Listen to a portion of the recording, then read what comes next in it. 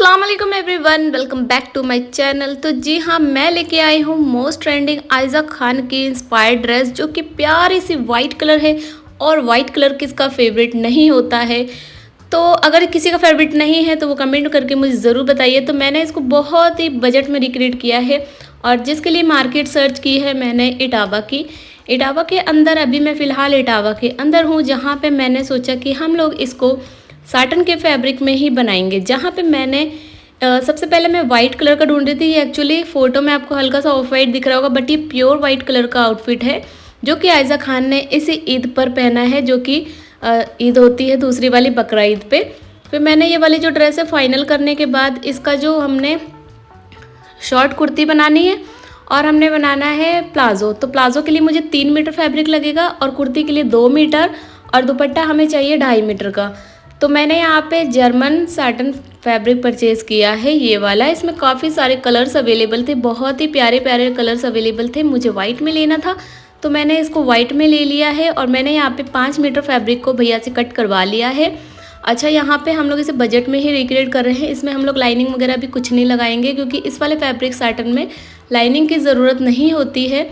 अब हमने क्या करना है, दुपट्टे के लिए बिल्कुल सॉफ्ट वाला साटन। मैं पहले ऑर्गेन्जा सोच रही थी, बट जो आयजा खान ने ड्रेस पहनी है वो बिल्कुल ऐसा है जो साटन जैसा लगता है, सॉफ्ट वाला साटन है ये, बहुत ही प्यारा सा। तो मैंने सोचा हम लोग इसे साटन में बना सकते हैं, आप लोग शिफॉन में भी इसे बना सकते हैं। तो हमने फैब्रिक जो है परचेज़ कर लिया है।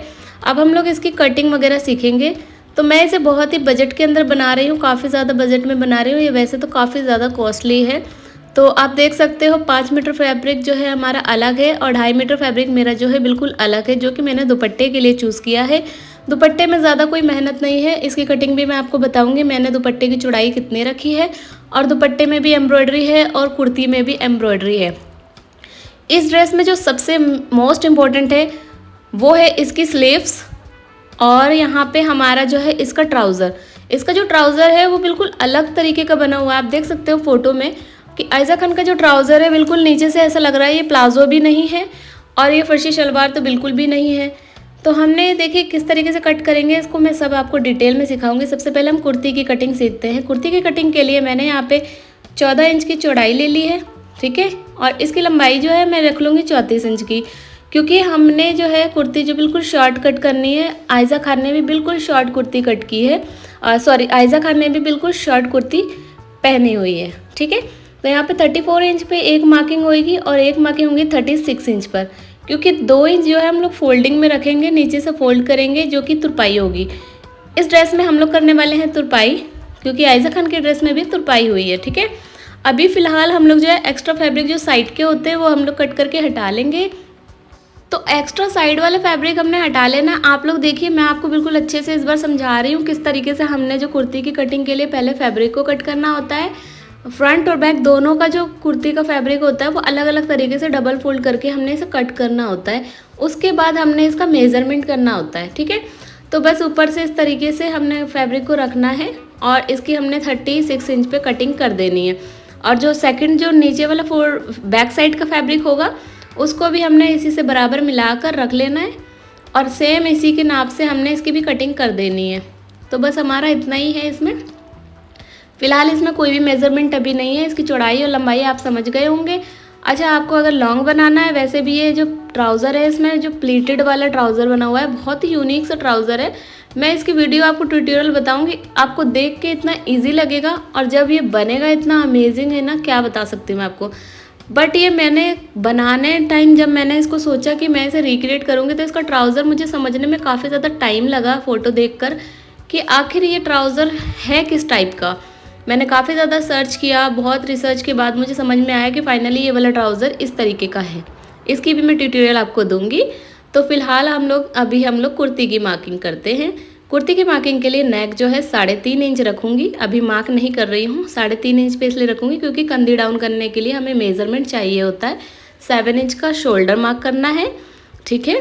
अब हमने यहाँ पे आर्म होल जो है वो 7 इंच का मार्क कर लेना है। अगर आप लोगों को आर्म होल वगैरह थोड़ा एक्स्ट्रा आता है तो आप उसे 4 से डिवाइड करके अपने अकॉर्डिंग रख सकते हो। मेज़रमेंट ले लीजिए, आपका जितना भी मेज़रमेंट है उसके अकॉर्डिंग हम लोग इसे रख सकते हैं, ठीक है। अब हमने क्या करना है, यहाँ से देख सकते हैं आर्म होल जो मैंने 7 इंच का रखा था, ठीक है, इसकी मार्किंग को हम लोग थोड़ा डार्क कर लेते हैं ताकि वीडियो में अच्छे से विजिबल हो जाए। अब हमने चेस्ट की फिटिंग लेनी होती है शोल्डर के बाद। तो चेस्ट जो है मैं 10 इंच का रख रही हूँ और यहाँ पे 1.5 से 2 इंच में हमेशा मार्जिन देती हूँ। ठीक है, क्योंकि जो मेरा मेज़रमेंट है मुझे अच्छे से पता है मेरा मेज़रमेंट क्या है, इसलिए मैं हमेशा 2 इंच का मार्जिन देती हूँ। तो यहाँ पे अब एक हमने मार्किंग करनी है 14 इंच पर और अभी हमने एक मार्किंग करनी है 21 इंच पर। तो यहाँ पे हमारे जो पहली मार्किंग है ये फिटिंग की मार्किंग हुई है।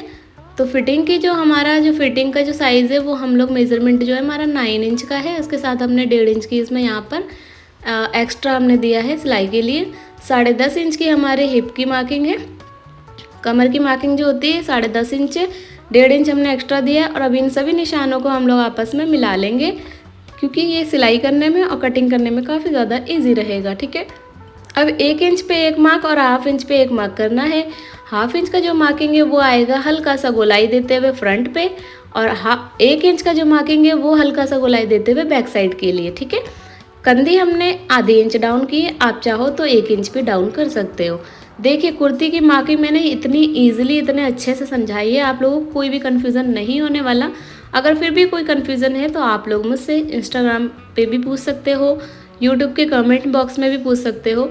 अगर आप लोगों ने मुझे अभी तक फॉलो नहीं किया इंस्टाग्राम पे आमना डैश क्रिएटिव स्टाइल तो जल्दी से जाके मुझे फॉलो कर ले। अगर आपको इस ड्रेस का ऑर्डर भी देना है तो वो भी आप लोग मुझे इंस्टाग्राम पे ही दे सकते हैं। ठीक है, अब देखिए हमने दामन की कैसे चौड़ाई लेनी है। तो हमारा जो कमर का साइज़ था 10.5 इंच था, 2 इंच हमने एक्स्ट्रा लिया। ठीक है, 10.5, 11.5, 1.5 इंच हमने एक्स्ट्रा लिया 12, तो 12 हो गया। अब हमने जो नीचे दामन की चौड़ाई है वो हमने 12 लेनी है। तो इसी तरीके से हमारा जो है दामन की चौड़ाई समझ में आ जाती है। तो अब देखिए इसकी कटिंग हमने कर ली है। मैं आपको बहुत ही ईजिली और बहुत ही धीरे धीरे समझा रही हूँ, एकदम फास्ट फॉरवर्ड करके नहीं समझा रही। कुछ लोग कहते हैं इतनी लंबी वीडियो, ओ माय गॉड ये वो, बट देखिए जो लोग इंटरेस्टेड होते हैं ना उनके लिए वीडियो लंबी नहीं होती है। उनके लिए इसे बार बार देखना से बेहतर है जल्दी जल्दी फॉरवर्ड करके बनाने से कि हम लोग इसे अच्छे से बनाएं ताकि जो हमारे व्यूवर है उनके लिए आसानी हो। अब इसका जो मिडल है उसको हम लोग छोटी सी नोचिस लगा देंगे ताकि जब हम लोग इसमें नेक को हम लोग जब स्टिच करेंगे तो हमें इसका मिडल ढूंढने में प्रॉब्लम ना आए। तो यहीं पे अभी छोटे छोटे से पॉइंट्स को हमने समझना होता है। अच्छा, यहाँ पे देखिए हमने कमर की जो मार्किंग है उसके लिए हमने यहाँ छोटा नोच लगाया और जो फिटिंग का है वहाँ पे भी। इससे ये होता है जब हम सिलाई करते हैं ना हमें पता हो जाता है कि हमने फिटिंग की मार्किंग के लिए कहाँ पे थोड़ा दबाना है और कमर के लिए कहाँ पे ज़्यादा दबाना है। अब हमने जो 1/2 इंच का जो हमने शोल्डर के लिए ये आर्म होल के लिए थोड़ी सी गोलाई ली थी फ्रंट की, उसको एक फैब्रिक को डबल फोल्ड को पकड़ के हमने इसकी जो गोलाई को कट कर देना है। तो देखिए कुछ इस तरीके से हमारा जो है कुर्ती का फैब्रिक कट हो गया। और ये साटन फैब्रिक इतना अमेजिंग है, मुझे बहुत ही ज़्यादा पसंद आता है ये वाला फैब्रिक। तो इसमें आपको कोई भी शिकायत नहीं आएगी आप अगर मुझसे ऑर्डर करना चाहते हैं। देखिए अब हमने इसका जो फ्रंट नेक है कुछ इस तरीके से कट करके और हमने फ्यूजिंग पेपर पे हमने प्रेस से कर लिया था और फैब्रिक से भी कर लिया था। अब देखिए इसकी 3.5 इंच की चौड़ाई और हमने इसकी जो लेंथ है 5.5 इंच ली है और साइड की जो लेंथ है वो 4.5 इंच ली थी। कुछ इस तरीके से हमने फ्यूजिंग पेपर को डबल फोल्ड किया और डबल फोल्ड करके हमने इसको हल्का हल्का कर्व देते हुए इस तरीके से मार्किंग कर ली थी। अच्छा, मैं हमेशा 1 इंच का चौड़ाई रखती हूँ जो तुरपाई के लिए आता है गले का, थोड़ा सा ना देखने में अच्छा लगता है। जो फ्रंट का नेक होता है ना थोड़ा ज़्यादा चौड़ा छोड़ो तो वो जब सिलाई करते हैं और जब उसकी तुरपाई होती है तो बहुत ही अमेजिंग लगता है। अब इसको हमने क्या करना है, कुर्ती पर फ्रंट पे रख के हमने पहले बीच की सिलाई लगानी है और बाकी से साइड से सिलाई लगानी है और बहुत ही ध्यान से धीरे धीरे पकड़ के लगानी होती है क्योंकि इससे ये होता है कि हमारा जो नेक है वो बिल्कुल मिडल में लगता है और बिल्कुल भी भागता नहीं है। अब हमने इसके हल्के हल्का फैब्रिक छोड़ के जहाँ जहाँ पे इसकी ट्रायंगल आ रही है वहाँ पे कट लगा के छोटे छोटे से नोचेस लगा देना है। इससे ये होता है जब हम इसे पलटते हैं ना तो ये पलटने के बाद बहुत ही अच्छे से फिनिशिंग आती है। देखिए अभी हमने इसको प्रेस भी नहीं किया, देखिए फिनिशिंग कितनी अमेजिंग आई है। अब हम बैक साइड का जो है वो करेंगे। 3.5 इंच की इसकी विड्थ और 3.5 इंच की इसकी डीप लेंगे। ज़्यादा मैं डीप नहीं पहनती हूँ, ठीक है। अगर आप लोग चाहो तो डीप करके इसके पीछे से डोरी लगा सकते हो। इस तरीके से राउंड करके हमने इसे कट कर देना होता है, स्क्वायर शेप में लेकर फिर राउंड शेप कट करना होता है। 1-1 इंच का हमने मार्किंग छोड़ा है और फैब्रिक के ऊपर रख के इसको प्रेस करके और हमने स्टिच कर लिया। और ये इतना इजी प्रोसेस है, इसे समझाना बहुत ही आसान है। बस इसे सिलने के लिए मैंने आपको बता दिया किस तरीके से सिलना है अगर आप लोग बिगनर भी हैं तो तो देखिए इस तरीके से हमने क्या करना है, फ्रंट और नेक, बैक नेक को दोनों को मिला के सामने सामने और यहाँ से कंधी को सिल देना है। अभी देखिएगा जब मैं इसको स्टिच करूँगी तो इसकी कंधी की फिनिशिंग इतनी अमेजिंग आएगी, जिस तरीके से बुटीक की स्टिच होती है सेम उसी तरीके से स्टिच होएगी। तो अगर आप लोग मुझे ऑर्डर देते हैं तो देखिए हमारे जो टेलर हैं वही स्टिच करते हैं ड्रेसेस, जो भी हमें मेरे कस्टमर ऑर्डर देते हैं। अगर उन्हें कोई कन्फ्यूज़न है कि वो मैं स्टिच करूँगी तो ऐसा नहीं है, मेरे टेलर ही उसे स्टिच करेंगे। जो हमारे मास्टर जी हैं वो स्टिच करते हैं ड्रेसेस को, तो वो फिनिशिंग के साथ, बहुत ही फिनिशिंग के साथ बुटीक वाली स्टिच होती है। और मैं बस ऑर्डर लेती हूँ, उसके बाद बाकी जो सामान होता है वो सब मैं परचेज़ करती हूँ। तो आप लोगों को बिल्कुल भी सिलाई के लिए घबराने की ज़रूरत नहीं है। अगर आप लोगों को कन्फ्यूज़न हो तो मेरे चैनल पे काफ़ी सारी वीडियो भी डली हुई है, मेरे कस्टमर के रिव्यूज़ आप देख सकते हो। उन्हें सिलाई वगैरह में कोई प्रॉब्लम नहीं हुई, ना ही फैब्रिक में कोई प्रॉब्लम हुई है। ठीक है, देखिए हमने जब इसकी जो नेक को मिला के स्टिच किया और जब हमने इसको फोल्ड किया तो देखिए हमारी जो नेक की फिनिशिंग है बहुत ही अमेजिंग आई।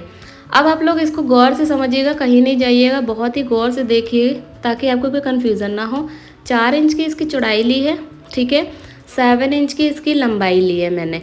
बेसिकली मेरा 7 इंच का आर्म होल था, तो मैंने जब उसको चेस्ट का मार्किंग किया 10.5 इंच पे, तो हमारा 10 इंच का फैब्रिक कट होता है आर्म होल के लिए। मतलब आप समझ लीजिए 2 इंच एक्स्ट्रा हम लोग हमेशा काटते हैं, 2 से 3 इंच, ताकि वो सिलाई में भी जाता है, फिर आर्म होल हमारा राउंड होकर आता है। यहाँ पे हमने 3 इंच कम फैब्रिक लेकर, जितना भी आपका आर्म होल है, ठीक है, आर्म होल के लिए जितनी भी आप स्लीव्स के लिए रखते हो, 10 इंच का फैब्रिक रखते हो तो उससे 3 इंच एक्स्ट्रा कम कट करिए। 7 इंच मैंने यहाँ कट किया है और इस तरीके से बस राउंड लेके हमने इसे कट कर देना। इसके लिए कोई आगे की गहराई नहीं होगी, ना बैक साइड का कोई प्रॉब्लम है, बस ये एक समान हमने आगे पीछे से दोनों तरीके से इकट्ठे ही हमने राउंड कट कर देना है। एक समझ लीजिए हाफ सर्कल है ये, ठीक है, हाफ सर्कल जिस तरीके से होता है उसी तरीके से। अब इसके जो नीचे का पोर्शन है इसको थोड़ा सा मोड़ेंगे हम लोग, फोल्ड करेंगे और फिर इसको हमने स्लीव्स के ऊपर रख के आर्म होल की तरह स्टिचिंग करनी है, स्लीव्स जैसे स्टिच करते हैं उसी तरीके से। अभी हमने इसको बिल्कुल बारीक बारीक स्टिच कर लिया इस तरीके से। बाइक जो साइड के फैब्रिक आ रहे हैं उसे कट कर दिया, हल्का सा राउंड में मुझे कर्व थोड़ा कम लग रहा था, मैंने इसे बराबर कर लिया। स्लीव्स के देखिए हमने फ्रंट पे रखा और इस तरीके से दोनों की मिडल हिस्से को हमने मिला करके इस तरीके से मैंने पिन अप कर दिया, ताकि इसका जो मिडल का पोर्शन है वो भागे नहीं और हमारा जो है आर्म होल है बिल्कुल बराबर से आए, ठीक है, फैब्रिक हमारा इधर उधर ना हो। आप इसे इसी तरीके से कीजिएगा, क्योंकि मैं हमेशा जो है स्लीव्स जो है वो मैं हमेशा साइड की फिटिंग करने के बाद और स्लीव्स की स्टिचिंग करने के बाद मैं स्लीव्स को स्टिच करती हूँ। मैं इस तरीके से स्लीव्स कभी भी स्टिच नहीं करती, बट ये हाफ सर्कल वाला ये है स्लीव्स, तो हमें इसको इसी तरीके से स्टिच करना है, ठीक है। तो फिलहाल अभी देखिए मैं इसकी स्लीव्स को स्टिच कर लूँगी और फिर जब हमने इसकी फिनिशिंग देंगे ना तो आप यकीन नहीं मानेंगे, बिल्कुल same to same Aiza Khan की तरह ही ये जो स्लीव्स है बन के रेडी हुआ है। इस स्लीव्स को बनाने के लिए ये मेरा दूसरा अटैम्प्ट था। पहले अटैम्प्ट में मुझे थोड़ा सा कन्फ्यूज़न हो गया था, इसलिए मैंने वो वीडियो कट कर दी, फिर वो भी मैंने शूट किया था। वैसे आपको कंफ्यूज करने से कोई फ़ायदा है नहीं, तो जो एग्जैक्ट रिजल्ट है वो दिखाना ज़्यादा बेहतर रहता है, ठीक है। तो देखिए हमने जो आयजा खान का जो स्लीव्स है इसी तरीके से रखना है। अब जो इसकी साइड्स आ रही है उसको हमने कवर अप करने के लिए, उसकी फिनिशिंग देने के लिए हमने क्या करना है, स्लीव्स को इस तरीके से फोल्ड करना है। बैक फ्रंट पे ही हमने ये क्या करना है, 2 इंच के बराबर उरेप पट्टी कट करनी है और इस तरीके से जहाँ पे हमने स्लीव्स को लगा के स्टिच किया था वहीं पे हमने फ्रंट से ही डबल फोल्ड करते हुए इसकी जो पट्टी है उसको स्टिच कर लेना है। अब यही पट्टी जो है इस तरीके से फोल्ड होएगी अंदर की तरफ, ठीक है, और हमने इसकी भी स्टिचिंग देने। फिर इसकी फिनिशिंग जब आएगी तो आप देखिएगा बहुत ही अमेजिंग फिनिशिंग बन के तैयार होगी। तो इसका जो स्लीव है बहुत अमेजिंग बना था और आयजा खान का बिल्कुल यूनिक सा स्लीव था, मुझे बहुत ही अच्छा लगा। तो मैंने सोचा एज इट इज़ बनाते हैं, क्योंकि जो व्यूवर है ना उन्हें यही देखना होता है कि वो जो ड्रेस है एग्जैक्ट सेम बनाया है कि नहीं बनाया। मेरी पूरी कोशिश है इसे एग्जैक्ट सेम बनाने की। आपको अगर अच्छी लगे तो कमेंट में ज़रूर बताइएगा और आप लोग मेरी वीडियो कहाँ से देख रहे हैं ये भी ज़रूर बताइएगा। तो देखिए दोनों साइड की जो स्लीव है उसकी फिनिशिंग कितनी अच्छी आई है, अंदर से फैब्रिक बिल्कुल नहीं दिख रहा। इसकी जो साइड की जब हम फिटिंग की सिलाई लगाएंगे तभी भी हमारा स्लीव बिल्कुल भी नहीं दिखेगा। अब हमने इसकी फिटिंग की सिलाई लगा देनी है यहाँ से, ठीक है, जितना भी हमारा मार्जिन था जहाँ पे हमने मार्किंग की थी उसी के अकॉर्डिंग हम लोग इसकी स्टिचिंग करेंगे।